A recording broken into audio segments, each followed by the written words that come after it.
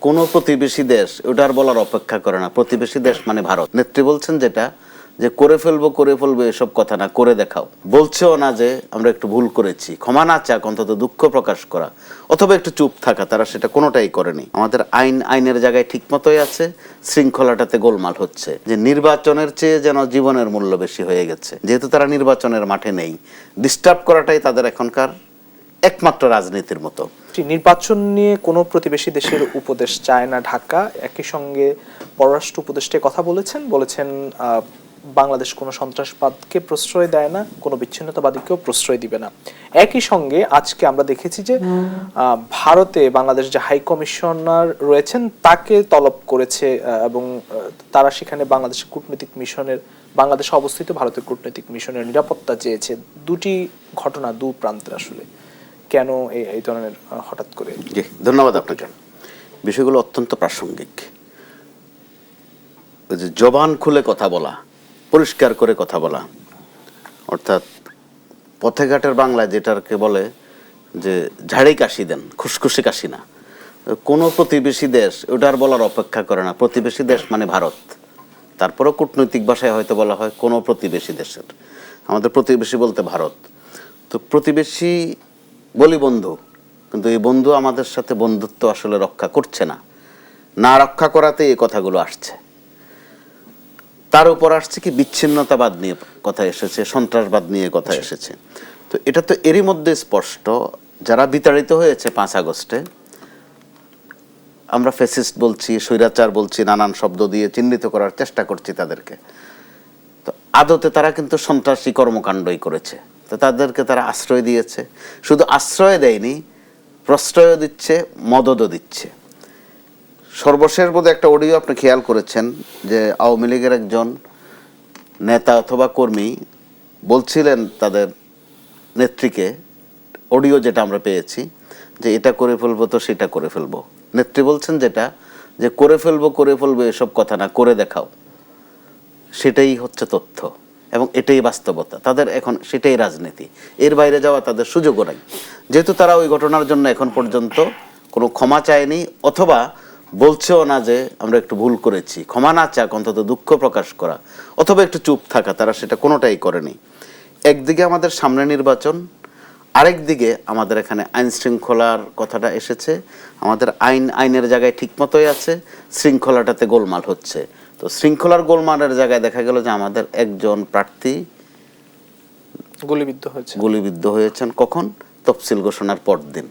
আরেকজন গুলিবিদ্ধ হয়েছেন চট্টগ্রামে, একজন বন্দরনগরী চট্টগ্রামে, একজন রাজধানীতে। এরকম একটা অবস্থায় আমরা কি দেখলাম, যে এখানে যারা এই সহিংসতাটা করেছে তাকে তো মেরে ফেলারে তাদের অ্যাটেম্প ছিল, পারেনি। তাদের খুব দ্রুত আশ্রয় হয়েছে ভারতে। তো বাংলাদেশের পক্ষ থেকে কিন্তু এখানেও তলব করা হয়েছিল। অতএব তলবের জবাবে আরেকটা তলব হয়েছে। যদি এরকমটা হতো, বাংলাদেশের অভিযোগ তারা গ্রাহ্য করেছে অথবা অন্তত দেখবে বিষয়টা, এরকমও যদি বলতো, তাহলে কিন্তু আজকের এই কথাগুলো আসে না, বরং তারা অস্বীকার করেছে, গ্রাহ্য করেনি কথাগুলো।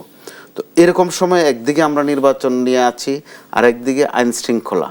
নির্বাচনের সময় আইন শৃঙ্খলা খুবই প্রাসঙ্গিক, কিন্তু আইন শৃঙ্খলা সারাক্ষণে প্রাসঙ্গিক।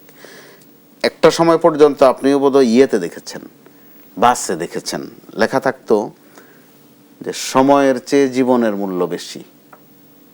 কিন্তু গত কয়েকদিনের নমুনায় আরেকজন প্রার্থী যখন নিরাপত্তার অজুহাতে তার প্রার্থীতে প্রত্যাহার করলেন নারায়ণগঞ্জে, তাও নিরাপত্তার প্রশ্ন, তখন দেখা গেল এখন বাস্তবে হয়ে গেছে যে ক্ষেত্র বিশেষে যে নির্বাচনের চেয়ে যেন জীবনের মূল্য বেশি হয়ে গেছে।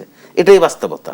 চট্টগ্রামে যে প্রার্থী গুলিবিদ্ধ হয়েছেন, ওনার নাম বোধহয় এরশাদুল্লাহ, তিনি সুস্থ হয়ে আবার মাঠে এসেছেন, কিন্তু তাকে তার পরিবার নির্বাচনী প্রচারণায় নামতে দিতে চায় না। কোন পরিবার সেটা চাইবে যে নিরাপত্তার এই ঝুঁকি নিয়ে নির্বাচনের মাঠে থাকা? তো এরকম একটা অবস্থায় অবশ্যই বাংলাদেশ তার বক্তব্য যথারীতি পরিষ্কার করেছে এবং খোলাসা করেছে বলা চলে। যেটা আবার ভারতের তো এটা ছাড়া রাজনীতি আসলে নেই, কূটনীতিও নেই। যেখানে শেখ হাসিনার এখানে পতন হয়েছে, পতনটা প্রকারান্তরে ভারতের পতন হয়েছে। ভারত যেটা কল্পনাও করেনি, ভাবেও নেই, অথবা স্বপ্নেও কেউ ভাবেনি এরকমটা হবে। তো ওই জায়গায় ভারত ডিস্টার্ব করবে, ওইটা কিন্তু অত্যন্ত স্বাভাবিক। যদি এমনটা হতো যে ভারতও অন্তত দুঃখ প্রকাশ করত, কিন্তু তারা সেটা করবে না, এটা এর মধ্যে পরিষ্কার। তো যখন আমাদের নির্বাচনটা সামনে এবং এটা একটা বিশেষ পরিস্থিতিতে একটা নির্বাচন, ওই রকম সময়ে ভারত যখন এখানকার সন্ত্রাসীদেরকে ওখানে দ্রুত আশ্রয় দেয়, প্রশ্রয় দেয়, এবং আওয়ামী লীগের প্রচুর সংখ্যক নেতাকর্মী সেখানে অবস্থান করছে, তারা এখানকার সন্ত্রাসীদের সাথে নিয়মিত যোগাযোগ করছে, অবিরাম ডিস্টার্ব করছে, যেটা গতকাল আপনি প্রধান উপদেষ্টার বক্তব্যও কিন্তু ঝরঝরে বক্তব্য ছিল। প্রধান উপদেষ্টার গতকালের বক্তব্যটা ছোট্ট কিন্তু পরিষ্কার, যে ওখান থেকে ব্যাপক ডিস্টার্ব করা হচ্ছে। এবং তিনি বলেছেন যে যারা বিতাড়িত বা ফ্যাসিস্ট তাদের বন্ধুরা চাচ্ছে এরকম। তো বন্ধুরা বলতে এটা আর ঘোমটা দেওয়ার দরকার নাই, বন্ধুরা মানে ভারত চাচ্ছে এরকম। ওই জায়গায় আমাদের প্রত্যেকের কিন্তু সতর্ক হওয়ার বিষয় আছে। আর সতর্কতা কয়েক জায়গায়, একটা হচ্ছে নির্বাচনটা যেন বাধাগ্রস্ত না হয়, আইন শৃঙ্খলা পরিস্থিতি যেন স্বাভাবিক থাকে, তার উপর টার্গেট কিলিংয়ের কিন্তু একটা কথা এসেছে। কথা এসেছে শুধু কথা পর্যন্তই নয়, এটা কিন্তু নির্বাচন কমিশনও জানানো হয়েছে, কয়েকজন উপদেষ্টাকেও জানানো হয়েছে। সর্বশেষ যখন প্রধান উপদেষ্টা নিজেই এই ঝুঁকিপূর্ণ অবস্থাটার কথা বললেন, সেই ক্ষেত্রে আসলে আমরা কিন্তু এক ধরনের একটা খুব বাজে পরিস্থিতির মধ্যে আছি।